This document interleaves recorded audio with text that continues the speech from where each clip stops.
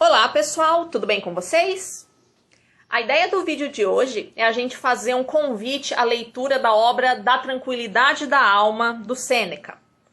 Esse livro eu considero assim uma obra muito adequada aos tempos atuais, que são tempos de muita angústia, de muita ansiedade, de almas muito inquietas diante das incertezas do que a gente está vivendo, tá?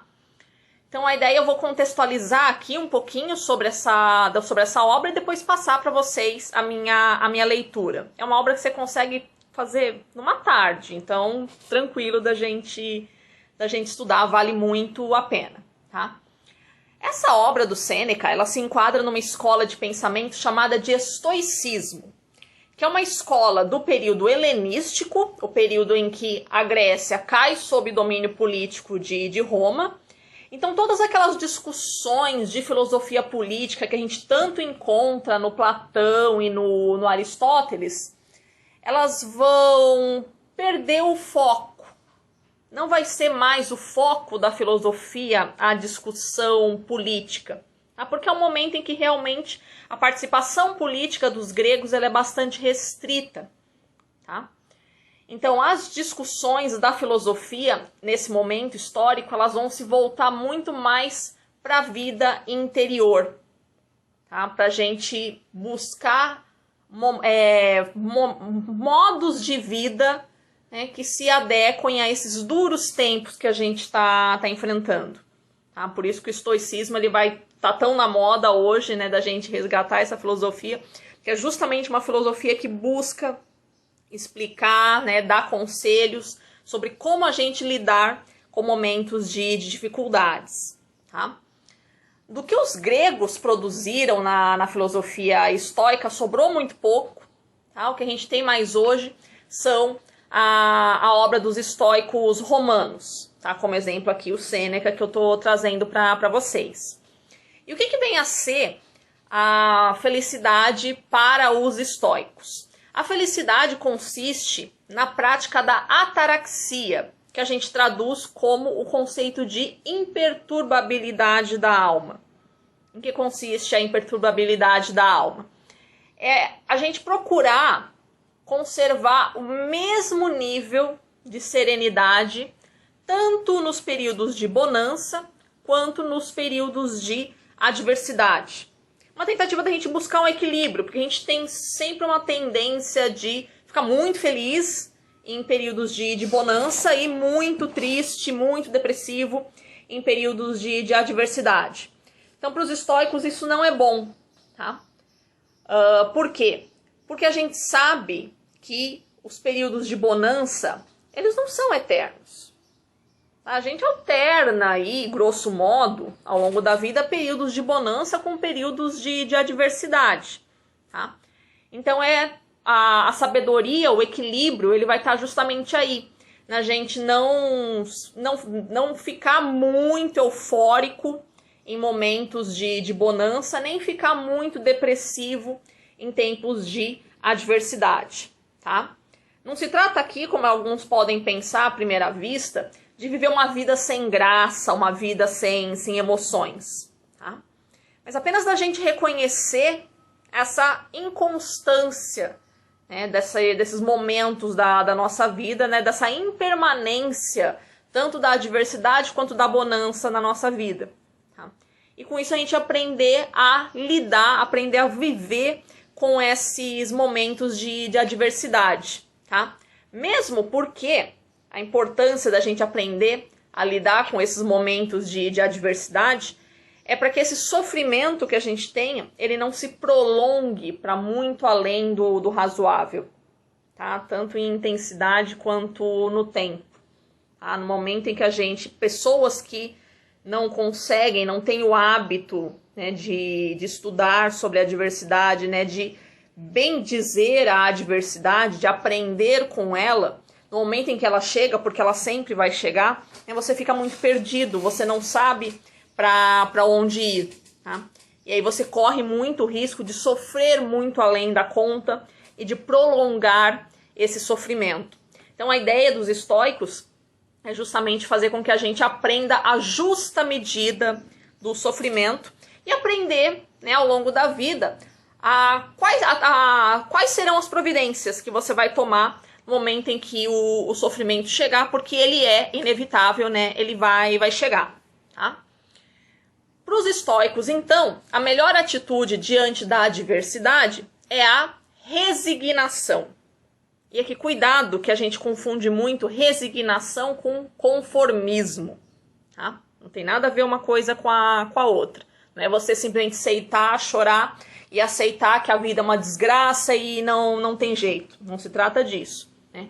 Se trata da gente compreender a inevitabilidade desses momentos de infortúnio na vida, sem ficar se perguntando o que eu fiz de errado, de quem foi a culpa. Talvez você não tenha feito nada de errado, talvez não exista nenhum culpado, as coisas simplesmente acontecem nessa nossa vida, tá? Então a gente não tem que ficar se lamentando, só sentar, chorar e se lamentar, procurando um culpado, procurando o que a gente fez de errado, né? A gente reconhecer que existem momentos de sofrimento inevitável na nossa vida, né? Sem amaldiçoar esses momentos de sofrimento, porque eles fazem parte da vida, tá? Cabe a nós aprender a como fazer com que eles durem menos e que eles sejam menos intensos. E não é fugindo deles que a gente vai fazer isso, percebe? É sabendo como enfrentá-los, já que eles vão ocorrer. Essa obra da tranquilidade da alma é uma carta que o Sêneca escreve ao seu amigo Sereno, e o Sereno está descrevendo um quadro de angústia, de uma alma realmente imperturbada, que nós aqui, com o nosso vasto conhecimento de transtornos mentais, a gente poderia traduzir para termos modernos como um transtorno de ansiedade. Então, né, por isso que eu faço esse paralelo, né, com as ansiedades que a gente vive nos dias de hoje, o Sêneca vai responder ao Sereno com algumas dicas, né, de como transformar a sua alma numa alma mais de uma maior prática da ataraxia, tá? Eu vou elencar aqui alguns conselhos do Sêneca que foram retirados da minha leitura, mas obviamente cada um de vocês vai fazer a leitura daquilo que mais se adapta para suas vidas, tá? Primeiro ponto é que a gente tem que procurar exercer alguma atividade. O ser humano é um ser ativo por natureza, ele precisa de uma atividade, ele precisa se sentir útil. Então a gente precisa estar sempre, né, buscando alguma atividade, tá? Mesmo em momentos em que a gente pensa que não há nada a ser feito, né, sempre é possível. É isso que o Sêneca vai frisar. Sempre é possível a gente encontrar algo útil a se fazer, tá? Então, procure, né? Pense em alguma coisa que você consiga fazer de útil, tá? E a atenção aqui é que fazer algo útil não necessariamente significa fazer algo material, né? Fazer algo útil a você ou à sociedade não precisa ser uma coisa prática, vamos dizer assim. Sêneca aconselha bastante você se dedicar, por exemplo, ao estudo, tá? Se a sua participação política, que era o momento que se vivia, né? Então, a sua participação política é restrita, dedique-se a estudar. Futuramente vai surgir novas oportunidades, tá? Então, você se dedicar ao estudo é uma boa atividade, né, que seria útil para você e é útil para a sociedade também, né? Talvez você não enxergue isso nesse momento, mas futuramente vai servir, tá? Então, manter-se em atividade, é essa a ideia, tá? Segundo ponto, né? Reconhecer as nossas potencialidades e as nossas limitações. A gente se perguntar se a gente tem capacidade para encarar uma determinada empreitada. Conhecer a si próprio para saber se a gente tem efetivamente essa capacidade, tá? Por quê? Porque é muito frequente que a gente superestime as nossas capacidades. A gente acha, não, eu consigo fazer 1000 coisas ao mesmo tempo, eu dou conta, eu vou lá, faço e aconteço. Chega na hora, você percebe que você não dá conta de nada que você se propôs. Tá? Aí vai dizer, foi por causa do destino, foi má sorte que eu tive? Não. Vamos combinar. Muitas das roubadas que a gente se enfrenta, que a gente se embrenha na nossa vida, a gente sabia muito bem que era uma roubada. A gente sabia muito bem que a gente não tinha capacidade para enfrentar aquilo. Mas a gente conta com a sorte. A gente, vou lá, vou fazer, né, na hora, Deus ajuda. Não vamos sobrecarregar Deus também, né, galera? Vamos aprender, ter esse autoconhecimento, saber do que a gente é capaz. Tá? Um conselho meio polêmico que o Sêneca dá nesse ponto é que a gente sempre escolha atividades que estão aquém das nossas capacidades. Aí você vai olhar e falar, não, mas se eu fizer sempre isso, eu não estou desenvolvendo todo o meu potencial. Ok, a gente pode até interpretar dessa forma. Mas é a ideia de que se você tiver que errar, né, erre para menos. Tá? É melhor você escolher um rol de atividades que estão aquém das suas capacidades e assim você consiga cumprir todas, do que você escolher um monte de atividades que estão além das suas capacidades e você não consiga cumpri-las. Tá? O que vai te trazer mais infelicidade? Eu acredito que seja essa segunda opção. Tá? Então, essa é a ideia de que você conheça as suas capacidades para você não se embrenhar numa empreitada que você sabe que você não vai conseguir cumprir. Tá? E também evitar aquelas tarefas que ensejam mil complicações. Sabe? Praticar o minimalismo das nossas atividades. Né? Diminuir mesmo a quantidade de tarefas, de comissões, de trabalhos em que a gente se embrenha, porque cada atividade que você vai se embrenhar não tem jeito, ela vai, né, ter uma série de desdobramentos, você precisa ficar arrumando tempo para poder encaixar tudo aquilo na agenda. Tá? Então, corta, né? Diminui o número de coisas que você faz. Tá? Isso vai fazer maravilhas pela sua ansiedade. Outro ponto, o Sêneca sublinha bastante o valor da amizade. Ele vai dizer que a melhor fonte de felicidade na vida do ser humano é uma boa e fiel amizade. Agora, a gente tem que tomar cuidado com a escolha das nossas amizades. Tá?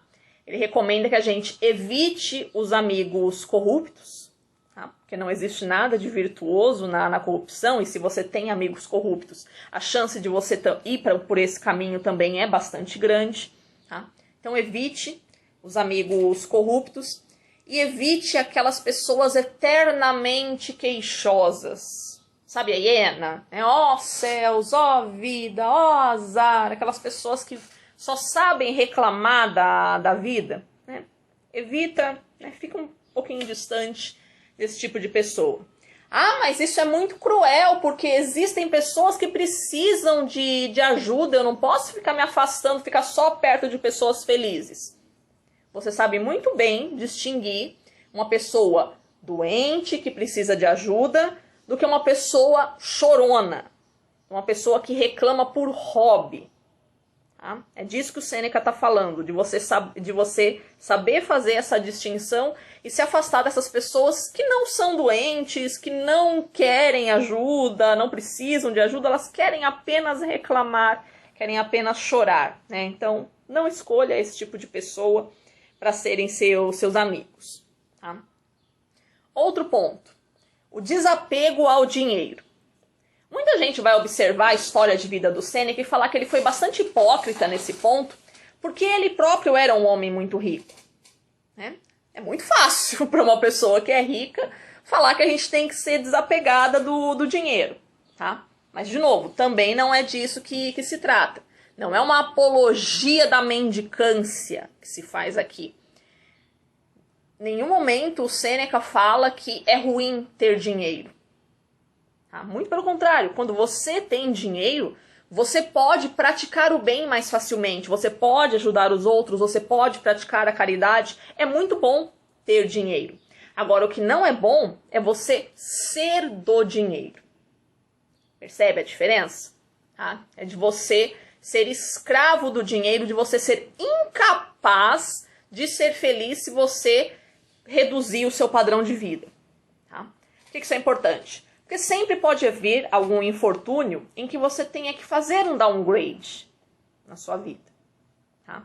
Você diminui a sua renda, né? Você troca de emprego, isso sempre vai poder acontecer. Né? E aí, como é que você vai lidar com esse momento em que você tiver que fazer um downgrade na sua vida financeira? Tá? Não dá, né? A ideia de que você busque uma vida mais simples, né? Diminui as coisas com que você gasta, diminua as suas necessidades materiais para que quando chegar o infortúnio, né, você conseguir lidar com eles sem que isso faça perder a sua paz de espírito. De novo, não significa viver na mendicância. Tá? Significa, né, não colocar na sua vida, né, itens além do que são os necessários para sua felicidade. Tá? Outro ponto, a resignação diante da adversidade.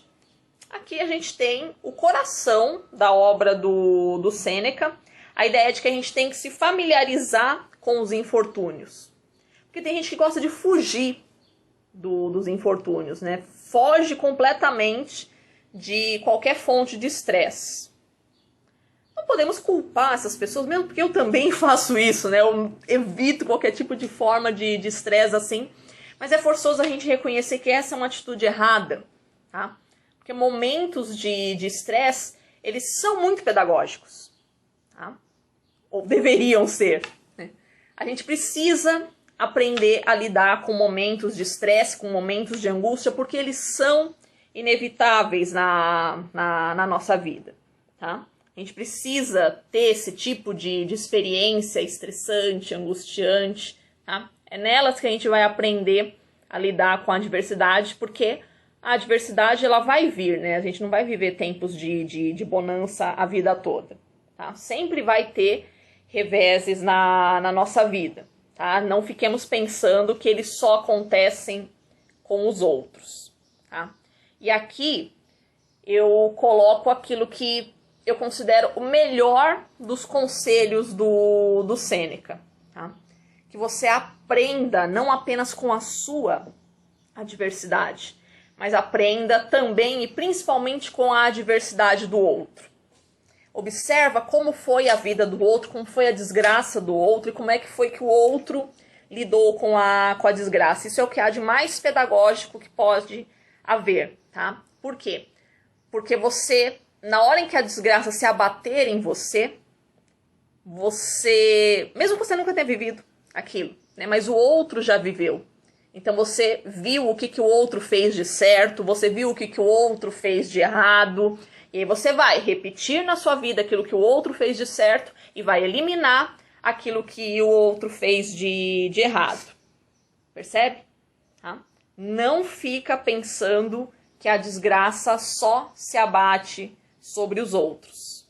Ela pode e vai se abater sobre você também. Tá? E de novo, não tem nada de errado nisso, ninguém está imune ao sofrimento. A gente não pode ficar pensando que nós somos semideuses privilegiados, né, fomos escolhidos, né, e que nada de errado pode dar na nossa vida. Para!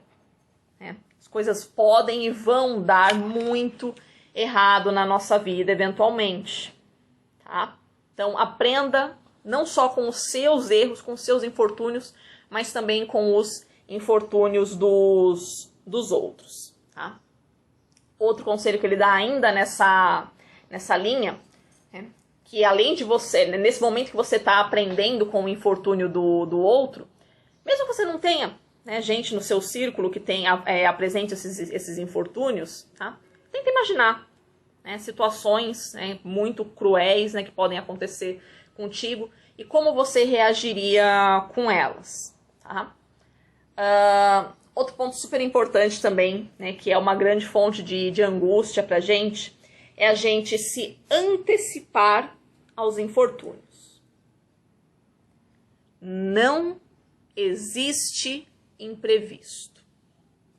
De novo, Não existe imprevisto. Ah, mas simplesmente aconteceu. Não, não aconteceu. Você sabia perfeitamente que isso ia acontecer. Daí a sabedoria do estoicismo, né? A gente saber que a desgraça pode acontecer, tá?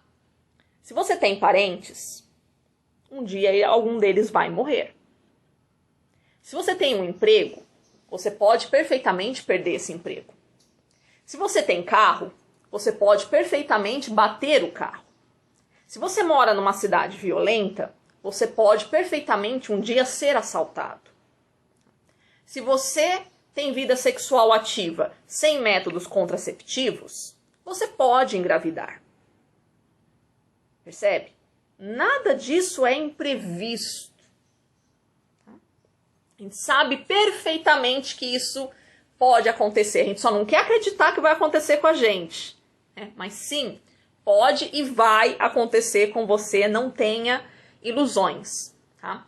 Então a ideia é de que a gente tem que se preparar para esses supostos imprevistos quando eles surgirem.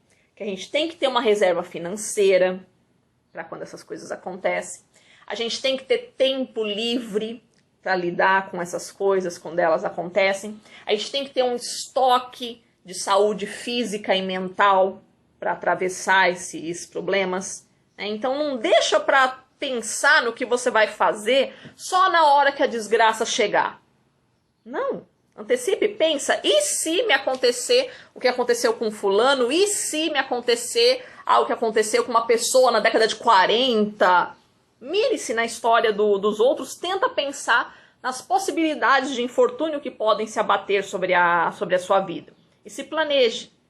Tá? Espelhe-se nisso para se planejar para esses infortúnios quando eles acontecerem, porque eles vão acontecer, eles não são imprevistos. Tá? A gente precisa saber organizar a nossa vida para quando essas coisas todas acontecerem. Tá? Outro ponto, né? Evitar ocupações e esforços inúteis. A gente escolher em que a gente vai gastar a nossa energia. Porque a nossa energia é muito preciosa, né, pessoal? Para que a gente precisa ficar se desgastando com pessoas inúteis, com lugares inúteis, com situações inúteis? Tá? Eu fico besta da quantidade de pessoas que ainda fica caçando e respondendo treta em rede social. Para que você faz isso? Você não conhece aquela pessoa que está ali te provocando. Você nunca vai conhecer aquela pessoa. Que serventia que tem isso na sua vida? Para. Vamos escolher com o que a gente gasta essa nossa preciosa energia, porque ela não é infinita. Nossa paciência, nossa saúde não são infinitos, né? Então vamos, né, ter um critério melhorzinho aí para escolher em que a gente investe nessa nossa vida, tá? O contrário também é verdadeiro, tá? A gente tem que ter uma certa flexibilidade nas nossas decisões. A gente não pode simplesmente dizer, pronto, parei, não vou nunca mais fazer esse tipo de coisa, né? Não existe nunca mais na nossa vida. A vida sempre vai dando reveses, tá? Então, em algum momento você pode, né, ser obrigado a mudar de opinião, mudar de atitude, mudar uma decisão que você tenha tomado no passado, tá? E, de novo, não tem nada de errado nisso, né? Vamos lá, vamos mudar a cabeça e vamos fazer aquilo que tem que ser feito, né? Essa é a ideia, né? Fazer aquilo que tem que ser feito e não aquilo que o nosso ego, né, deseja que a gente faça, tá? Outro ponto que é bastante polêmico, que o Sêneca coloca, é que a gente tem que rir da nossa desgraça. Tá de sacanagem, né? Como é que um judeu vai rir da situação que ele enfrentava no campo de concentração? Não é dessas pessoas que o Sêneca está falando, tá? De pessoas que estão enfrentando aí as dificuldades cotidianas na vida, como eu e você, tá? Não confunda isso com insensibilidade, não confunda esse conselho com insensibilidade diante do sofrimento, tá? Mas se trata aqui de você não transformar a desgraça em virtude. Porque tem gente que se acha mais virtuoso do que o outro porque sofre mais do que o outro. Você já deve ter se embrenhado em algum tipo de conversa assim. Você chega no grupo assim, super cansado. Ai meu Deus, hoje eu tive que acordar às 6 horas da manhã. Aí vem um outro que responde. Aí eu que tive que acordar às 5. Aí eu que tive que acordar às 4. Aí eu que tive que acordar às 3. Aí eu que nem fui dormir ainda essa noite. Olha que loucura, né? A gente compete para ver quem tem a vida mais sofrida, mais desgraçada. A gente vive num mundo tão horrível, né? Eu lembro quando eu era criança que a gente competia para ver quem é que tinha coisas boas, né? Hoje a gente compete para ver quem é que trabalha mais, quem é que sofre mais.